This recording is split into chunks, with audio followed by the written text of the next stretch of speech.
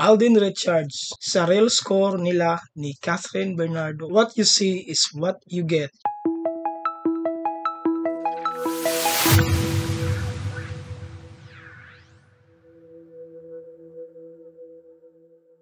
Nagsalita na ang kapuso aktor na si Alden Richards tungkol sa tunay na estado ng relasyon nila ngayon ng kapamilya actress na si Catherine Bernardo. Halos isang linggo ng usap-usapan sa social media ang sweet gesture ni Alden kay Catherine nang surpresahin niya ang actress sa post-birthday celebration noong April 2, 2024. Sa mga video clip na ibinahagi sa social media, makikita ang pagdating ni Alden sa venue kung saan nagdaos ng surprise birthday party ang glam team ni Catherine. Dala-dala niya ang isang malaking bouquet ng Ecuadorian roses at regalong nakalagay. Kita naman sa mukha ni Catherine ang pagkagulat nang makita ang kapuso aktor. Sa isa pang kuhang video, makikita sina Alden at Catherine na nagsiselfie. Kapansin-pansin ang pagiging malapit at komportable nila sa isa't isa na siyang naging rason para kakiligan sila ng kanilang fans at pag-ship sa tambalan nilang cast din. Sa panayam ni Alden sa 24 oras nitong Miyerkules, April 10, nausisa siya ng entertainment reporter na si Nelson Canlas ukol sa estado ng relasyon nila ngayon ni Catherine. Sagot ni Alden kay Nelson, "What you see is what you get." Hindi na rin daw niya kailangang ipaliwanag pa ang relasyon nila ng aktres, lalo na't kung ano ang nakikita sa kanila